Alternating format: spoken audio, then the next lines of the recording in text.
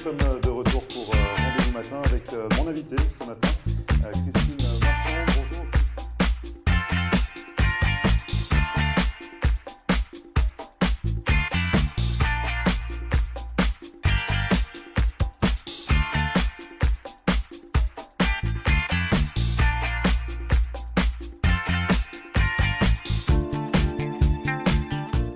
Bonjour à tous, bienvenue, merci de regarder Rendez-vous matin. Nous sommes le jeudi 15 janvier et ce matin pour notre rubrique consacrée à l'immigration aux États-Unis avec Maître Marcel Poirier, nous allons nous intéresser à la catégorie de carte verte EB1C basée pour les multinationales. On va répondre à toutes vos questions dans un instant avec Maître Marcel Poirier. Et puis en seconde partie, nous passerons à table, comme à chaque fois avec Sylvie Delenclos. Et on va tirer les rois cette semaine avec Sylvie qui nous a concocté sa recette de la galette des rois à la crème d'amande. Restez avec nous, on revient juste après ça.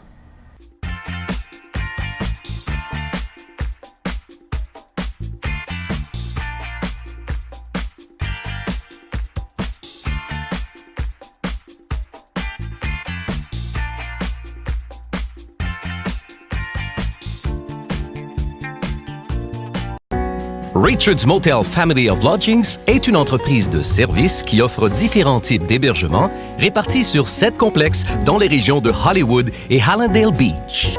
Richard's Motel Family of Lodgings est une solution d'hébergement économique et propre, avec un service comparable à celui des grands hôtels. En affaires et en croissance depuis 25 ans, l'entreprise propose un minimum de 144 unités, en des complexes avec chambres standards ou appartements d'une ou deux chambres à coucher parallèles. Notre entreprise regroupe différentes unités de motels, hôtels, des studios condos magnifiques, vastes, confortables mais sans le grand luxe et les coûts inhérents aux hôtels de renom, des appartements pour du court, moyen et long terme. Richard's Motel Family of Lodgings. 1-800-742-4431. 1-800-RICHIE-1. Visionnez notre site Internet à richardsmotel.com.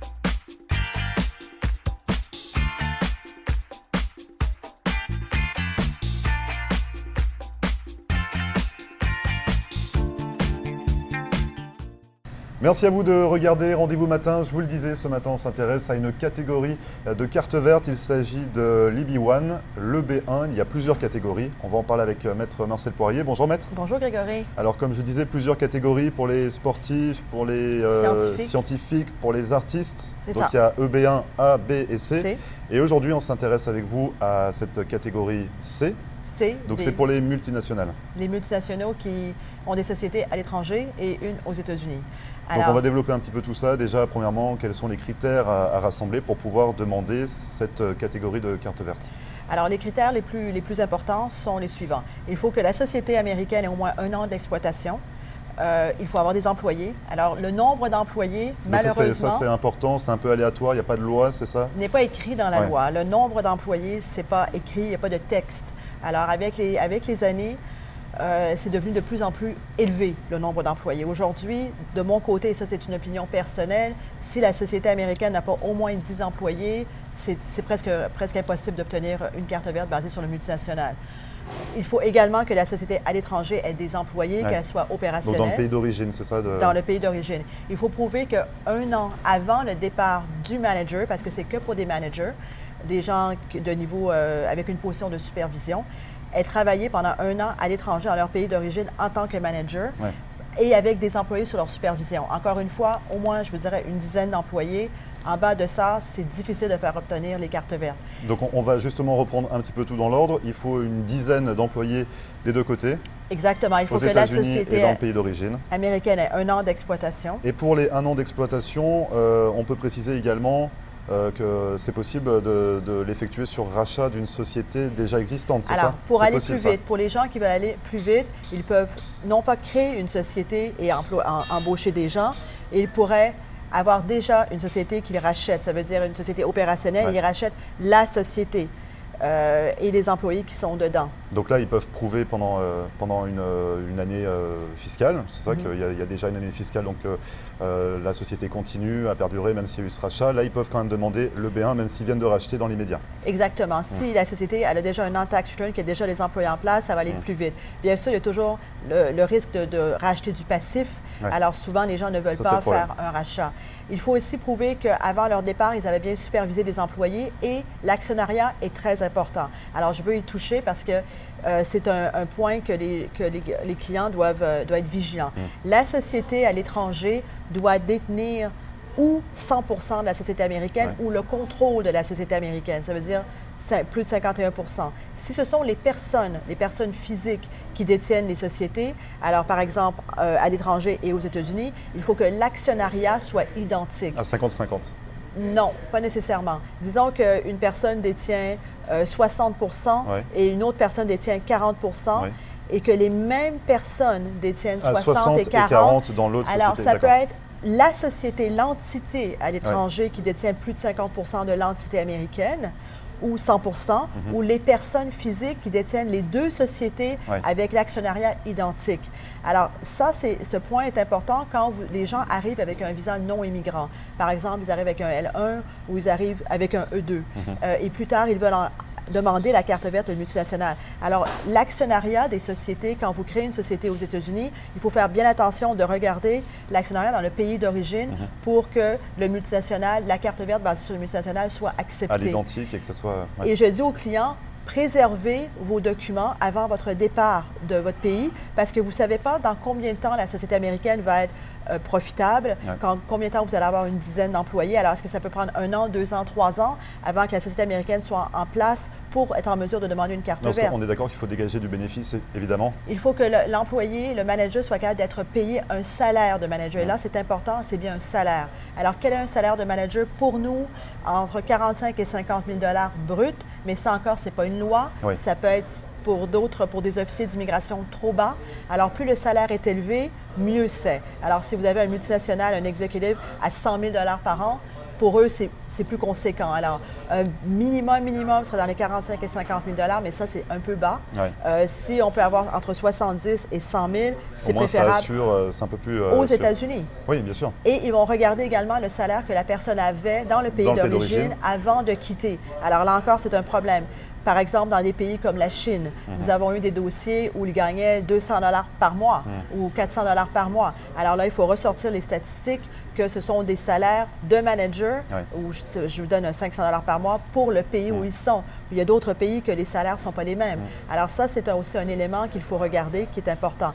À prendre au cas par cas. Et quand ils regardent, si la personne était manager dans le pays d'origine, il retourne au temps où il était là et pas nécessairement au moment où vous demandez la carte verte. Alors, par exemple, la personne est aux États-Unis depuis 5 ans, 10 ans, et n'a pas encore demandé le multinational. Il faut retourner 10 ans en arrière pour voir qui il supervisait. À l'époque? À l'époque. Dans le pays d'origine. Alors, c'est pour ça que documenter, de bien documenter avant quand les gens quittent, parce qu'ils ne savent pas si aux États-Unis, ils vont demander la carte verte dans 1 an, 2 ans, ou dans 10 ans, ou dans 15 ans. Parce qu'il faut préserver ces éléments. Donc, dans tous les cas, il faut garder tous les documents, que ce soit pour toutes les catégories de visa, catégorie de carte verte ou même visa. Dans tous les cas, ça s'applique également. Mais ça, c'est un peu plus... Il faut toujours bien renseigner, il faut toujours avoir des preuves de Mais ça, c'est un petit peu plus difficile parce qu'il faut garder les fiches de salaire des employés qu'ils avaient. Il faut garder l'organigramme. Il faut bien regarder l'organigramme parce qu'ils vont demander et l'organigramme du pays d'origine au moment où la personne a quitté et celui d'aujourd'hui. Alors, il faut avoir les archives, il faut avoir les relevés bancaires, il faut avoir les fiches de salaire, il faut avoir l'actionnariat, le bail commercial, tout pour montrer que la société, au moment du départ du manager, était vraiment une multinationale, une société assez importante. Alors ça, c'est des éléments qu'il faut réfléchir avant de quitter le pays Et d'origine. bien gardé. Et pour revenir sur le nombre de salariés, on parlait d'une dizaine, mais comment définir ces employés? Est-ce qu'on parle de salariés justement? Est-ce qu'on parle de sous-traitants? Comment on arrive à définir cette dizaine d'employés? Encore, une dizaine d'employés, ce n'est pas écrit dans le texte de Oui, loi. on C'est en pour parle, moi, oui. c'est vraiment par expérience, à moins de 10 employés. Dans le moment, les dossiers, les gens ne sont pas considérés multinationaux. Alors, quelle est la définition d'employés? Ça, c'est une bonne question. Vous avez différentes catégories d'employés. Des gens qui sont payés en salaire, Oui. où les charges sont déduites. Le classique, la secrétaire, les gens qui sont là pour aider. Vous avez aussi les gens payés à la commission, au pourcentage ou à contrat. Alors, toutes ces personnes-là sont considérées employés. Alors, bien sûr, il faut documenter leur contrat de travail, s'ils ont des contrats de travail avec la société, mais ce n'est pas que des salariés. Il faut regarder sur un organigramme et montrer, OK, vous avez des gens à la commission, des gens au contrat et des salariés, parce que c'est tous les gens sur lesquels ils peuvent donner des ordres, qui font de la supervision. Alors, si vous engagez une personne à contrat, que c'est vous qui dirigez ce qu'il a à faire, c'est considéré un employé parce qu'il va recevoir une compensation de la société américaine. Alors, la définition d'employé pour les deux pays est importante. Alors, ça, c'est un point que nous devons toujours bien noter. Et cette carte verte n'est pas conditionnelle. Donc dès qu'on l'obtient, elle est valable 10 ans. Pour 10 ans. Le problème, c'est le temps d'obtention. Parce que cette catégorie n'a pas de premium. Alors, on ne peut pas payer les 1 225 $ pour avoir une réponse. Pour les multinationaux, encore une fois, il faut faire attention. Oui, on parle bien de l'EB1, catégorie C. Les autres catégories, comme les artistes, les scientifiques, eux peuvent payer le premium. Mais les multinationaux peuvent pas. Ça ne fonctionne pas. Donc, c'est plusieurs mois d'attente. Parfois, ça peut dépasser une année. Ça peut dépasser une année et il n'y a pas de façon d'accélérer l'obtention de la carte verte. La famille, s'ils sont mariés, les enfants de moins de 21 ans l'obtiennent en même temps et qu'encore une fois, c'est une catégorie donc de carte verte. Les dépendants obtiennent cette carte verte non conditionnelle. Non conditionnelle. Également. On a une question également par rapport au recrutement. Il n'y a pas d'offre en local, c'est ça? On n'est pas obligé de respecter l'offre de recrutement local avant d'aller chercher. Il n'y a pas d'annonce dans le journal local, il n'y a pas de recherche de gens américains. C'est vraiment basé sur la structure, sur les deux structures. Donc ça marche vraiment en interne. Exactement. Donc on rappelle une dizaine d'employés, ça c'est vraiment, il n'y a pas de loi. Dans les deux pays, hein? Dans les deux pays. Oui. Qu'il y ait vraiment que ce soit des filiales, qu'elles soient bien. L'actionnariat est important. L'actionnariat est important. Que la carte verte n'est pas conditionnelle, qu'elle est valable donc pour 10 ans, qu'il n'y a pas l'option premium.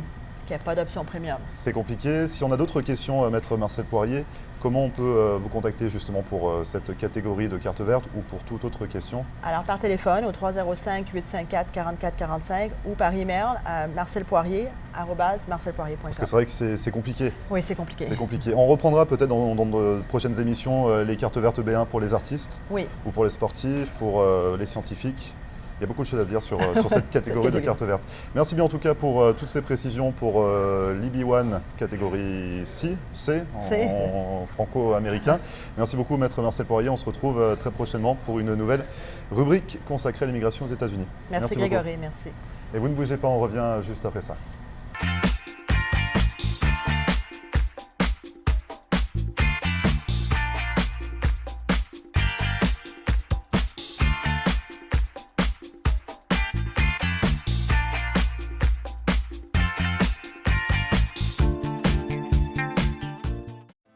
Marcel Poirier, avocate en droit de l'immigration américaine et membre du barreau de la Floride. Ma vocation est de conseiller mes clients et de protéger vos intérêts afin que vous soyez en mesure de réaliser votre rêve américain qui est toujours bien vrai et réel aujourd'hui. Surtout, n'oubliez jamais qu'un mauvais conseil légal peut vous coûter votre futur et celui de votre famille.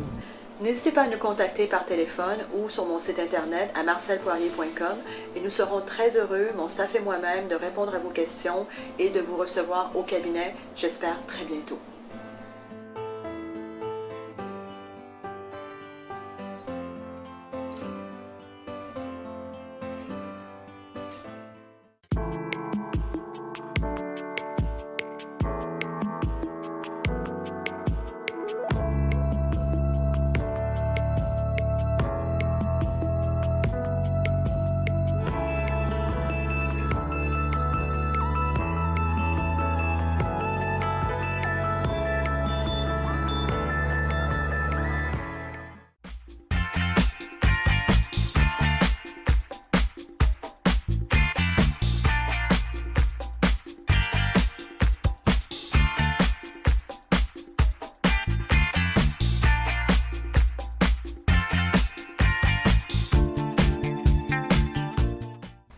Merci à vous de regarder Rendez-vous Matin. Nous sommes de retour avec Sylvie Delenclos. Bonjour Sylvie, bonne année. Bonjour Grégory, bonne année à vous, Ça me fait bonne année plaisir. tout le monde. On repasse à table enfin avec Sylvie Delenclos et aujourd'hui, pour cette rubrique culinaire, on vous a concocté une galette des rois. C'est bien ça? Bah, la galette, on la mange tout le mois de janvier, donc il n'y avait pas de raison, même si l'épiphanie est passée.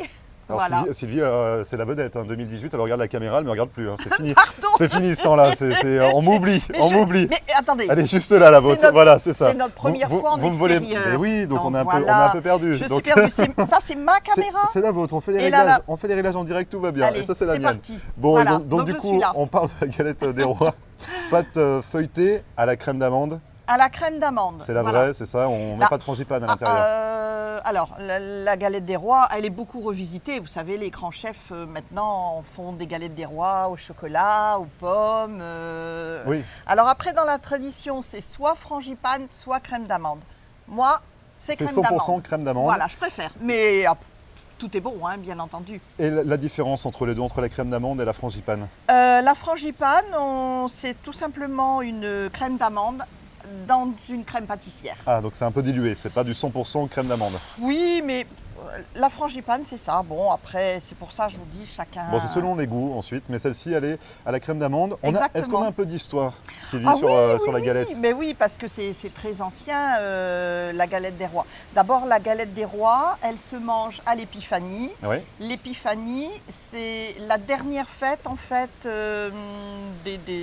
des fêtes de Noël, Nouvel An. c'est la dernière fois où on se etc. fait mal à l'estomac. C'est la dernière fois, Pendant l'année. après on attaque les régimes.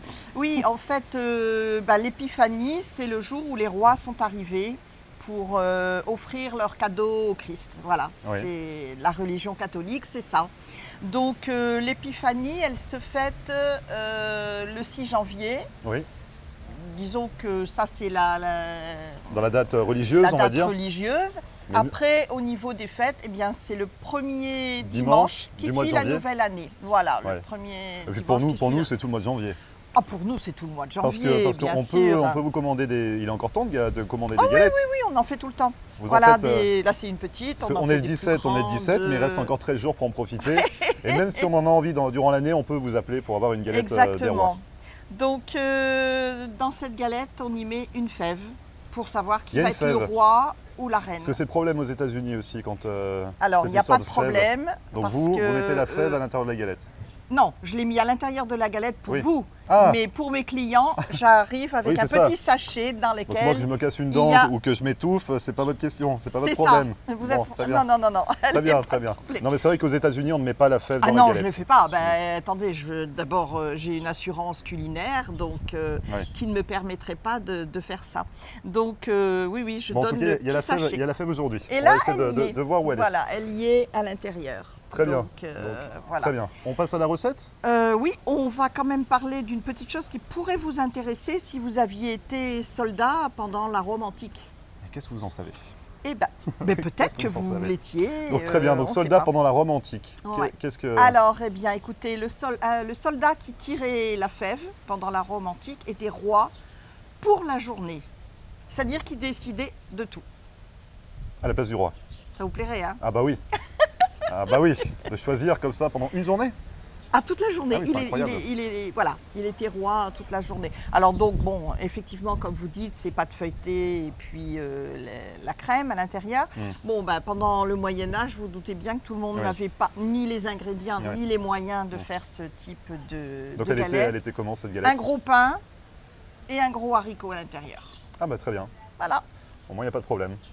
Tout est réglé. Bon, bah, donc nous, on va faire un peu plus élaboré cette fois-ci Voilà, pour, on pour va cette, passer à la pour cette recette. galette qui est donc à la crème d'amande avec une pâte feuilletée. Bien évidemment, c'est la base pour la galette Ah bah des rois. oui, une pâte feuilletée, oui. Alors donc là, cette pâte feuilletée, très facile. Il faut arrêter de dire que la pâte feuilletée, c'est difficile. Oui, si, c'est difficile, Sylvie. Je vous le dis, c'est Mais non, difficile. Non. Les pâtes brisées et les pâtes sablées, déjà, c'est compliqué. Mais les pâtes feuilletées, je vous en parle même pas. Non, la pâte feuilletée, moi j'ai une recette de pâte feuilletée inratable. Un ratam, mais c'est long en fait. C'est pas difficile, c'est long. Non? Non, bon.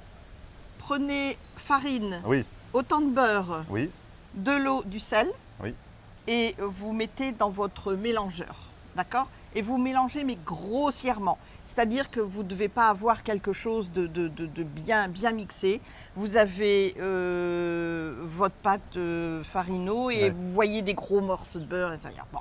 Vous faites une grosse boule et vous la mettez 48 heures au réfrigérateur. Ouais. D'accord? Au bout des 48 heures, On l'étale. là, vous prenez vos forces, vos petits bras. Et le rouleau à pâtisserie en silicone qui va très très bien. Exactement. Et on étale. Et vous étalez une fois, Ouais. on tourne 2 fois, 3 fois, 6 fois. Voilà. Donc c'est-à-dire que Tournez à chaque on fois. étale, on tourne, Vous étalez, on vous réétale. faites un quart de tour, oui, vous On réétalez. réétalait. Voilà, parce qu'à chaque fois, en fait, qu'est-ce que c'est la pâte feuilletée? C'est une pâte dont il faut que le beurre s'intègre au fur et à mesure. et on l'applique à quel moment On doit- pour faire les, Ah, mais à les chaque fois. feuilletages? À chaque Ah fois. donc c'est ça, donc on C'est-à-dire, l'étale, vous étalez. on tourne, on plie, Non, vous étalez, On vous rabat. pliez, Oui. voilà, on tourne. en 3 fois. Ah donc c'est 3 fois. Vous étalez, vous pliez une Oui. fois, 2 fois dans l'autre Oui, sens, oui. hop, vous tournez un Ok. quart de tour Et et, on on réétale recommence. et Hop, et ainsi de suite. hop, Pendant voilà. combien de fois? 6 fois, 6 tours. 6 tours. 6 Voilà. tours et ensuite elle est prête ou il faut la laisser reposer encore? Non, normalement, elle est prête.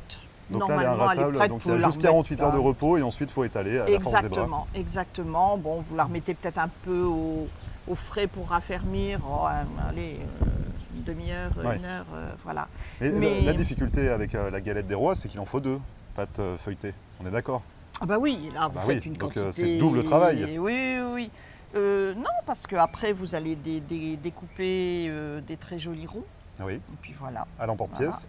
à l'emporte-pièce. Bah, on utilise, enfin moi j'utilise une tourtière dont le fond est amovible. Ah oui, Voilà, donc vous mettez votre premier rond de pâte dans la tourtière et puis la crème d'amande, le deuxième rond, on dore au jaune d'œuf, on fait des jolis petits dessins comme j'ai fait oui. pour faire un soleil, puisque une galette des rois en fait c'est un soleil aussi. C'est ça, c'est beau, c'est doré. On Voilà. dort donc au Oh, jaune c'est vrai d'œuf qu'on va retirer sur le la dessus. couronne. Et Jaune d'œuf. pour la crème d'amande, on n'en a pas, Alors, on en a pas parlé. on mais- va donner la recette de la crème d'amande. Alors, pour celle-ci, par exemple, Donc il y a combien de parts là-dedans? là, 8, alors moi je la vends pour une 6 parts. 6 parts. Mais en fait, on peut en Six faire ou huit. 8, vous allez voir facilement. Moi, c'est une 6 parts. J'en fais une un peu plus grande pour les, Ouais. les 8 parts. Oui, voilà. Donc, la crème d'amande, pour une comme ça, 150 g de beurre mou, 150 g de poudre d'amande, 150 g de sucre Ouais. poudre, 2 œufs. Et on mélange bien tout cela. Mhm. Une cuillère de rhum. Ah oui, quand même, pour donner un Moi, petit je peu de mets goût. la cuillère de rhum. Voilà. Une fois que cette crème est bien homogène, eh bien, vous la mettez sur votre premier fond de pâte. Mhm. Le deuxième fond, On recouvre. on recouvre 40 minutes à 375 degrés Fahrenheit. Fahrenheit. Est-ce qu'il faut fermer hermétiquement les 2 pâtes entre elles avec un coup de fourchette ou des choses comme ça? Moi, je fais pas. J'appuie comme ça avec Ouais. le jaune d'œuf. Ouais. Oui, voilà, plus ou moins. Mais vous voyez, regardez, elle se soulève là. Ouais. Non, il faut aussi qu'on voit que, là, vous voyez, quand on la regarde comme ça, on voit que la pâte, elle est friable. Oui. Vous voyez, c'est Oui. c'est très important. En fait, c'est fragile, une pâte Oui. feuilletée aussi. Si elle n'est pas fragile, c'est qu'elle n'est pas si feuilletée que ça. Elle est un peu ratée. Donc, c'est un peu le cas des pâtes qu'on achète toutes faites. D'où l'utilité de la faire soi-même. Oh bah, si on peut, c'est mieux, oui. Donc c'est après, 40 minutes au four Ah, à 40 minutes pile. 375 degrés 375 degrés. Fahrenheit. Voilà, après on laisse tiédir, refroidir. Bon, si on l'a fait d'avance, on peut l'envelopper d'un film plastique, Alimentaire, oui. un film alimentaire. On la met au réfrigérateur, on la garde facilement quelques jours. Mhm. Et quand on la ressort pour la servir aux invités, On la fait réchauffer au four. à 10 minutes au Toujours. four à 300 degrés.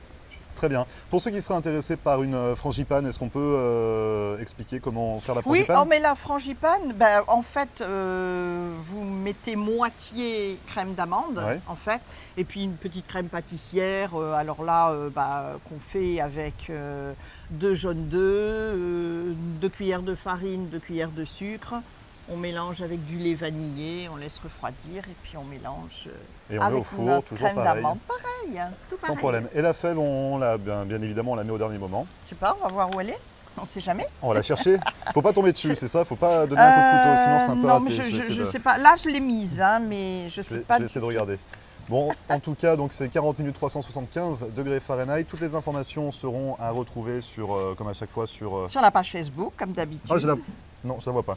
Et sur la page Facebook, la cuisine de Sylvie, pendant que vous coupez. Si on est intéressé pour avoir une galette, on peut vous contacter comment, Sylvie? Alors, on Ça me fait longtemps. contacte Ça fait longtemps. On commence par le mail ou le numéro de téléphone? 954 579 23 11 ou par mail? privatechefsylvie@gmail.com. Bravo, vous avez bien Bon, révisé quand pendant même. les fêtes. Bon, Il n'y a oui. pas eu d'excès à ce niveau-là. Voilà. Donc les contacts sont bons. Vous avez 2 formats de galettes. C'est Oui. pour 6 personnes ou pour 8 personnes, c'est ça? Bon, je la vois pas, elle est quelque part, je sais pas. Oh, En fait, malheureusement, je ne vais pas la voir. faudra couper. Faudra couper faudra et qu'on continuer déguste à couper tous et- pour tous les gens qui Pour toute voudront l'équipe, manger un petit peu de la galettes. déguster, exactement. Merci beaucoup Sylvie pour cette recette de galette des rois qui est à déguster encore tout le mois de janvier. Tout Je le vous mois de disais, janvier. Si vous êtes intéressé également pendant l'année, vous pouvez faire appel à Sylvie pour qu'elle vous concocte une belle galette des rois comme celle-ci. Et puis on se retrouve très Oui. bientôt pour une... Bah, non, il y a la quelque chose prochaine à- fois, on parlera des coffrets de Saint-Valentin. Ah oui, Parce que chaque année, je oui, vous livre faites des très coffrets, beaux coffrets. coffrets pour 2 Il y personnes. avait du gravlax de saumon l'an dernier. Bravo. J'ai bien retenu. J'ai bien Bon, retenu. alors cette année, il y aura entre autres une salade gourmande, foie gras, magret, séché, etc. en entrée. Et ben on développera et je tout dis ça pas le reste. Voilà, dans notre exactement. prochaine rubrique culinaire. Merci beaucoup Sylvie et Mais bonne je vous journée. en prie. Merci bien. Bonne journée, au revoir. Et vous ne bougez pas, on revient juste après ça. Marcel Poirier, avocate en droit de l'immigration américaine et membre du barreau de la Floride. Ma vocation est de conseiller mes clients et de protéger vos intérêts afin que vous soyez en mesure de réaliser votre rêve américain qui est toujours bien vrai et réel aujourd'hui. Surtout, n'oubliez jamais qu'un mauvais conseil légal peut vous coûter votre futur et celui de votre famille. N'hésitez pas à nous contacter par téléphone ou sur mon site internet à marcelpoirier.com et nous serons très heureux, mon staff et moi-même, de répondre à vos questions et de vous recevoir au cabinet, j'espère très bientôt. Bonjour à tous, bienvenue au Bistrot 1902 sur Hollywood Boulevard. Je vous invite à venir découvrir notre nouvel emplacement. On est ouvert toute la semaine, du lundi au samedi. Le dimanche, on ouvre à 11h pour un gros brunch avec plus de 60 plats différents. Jeudi, vendredi, samedi et dimanche soir, il y a de la musique live en terrasse. Venez profiter de cette belle terrasse. Pour réserver une table chez nous, 305 316 31 36. À très vite, on vous attend. Merci. Merci à vous d'avoir suivi cette émission de Rendez-vous Matin, en partie tournée au Bistrot 1902, mais également au Richard Motel, notamment la rubrique de Sylvie. On se retrouve demain pour une nouvelle émission dès 9h. D'ici là, vous pouvez nous retrouver en podcast sur notre page Facebook floride.tv ou nous contacter par mail à floride.tv@gmail.com. Je vous souhaite une excellente journée et à demain. Et voilà, nous sommes de retour pour Rendez-vous Matin avec mon invité ce matin, Christine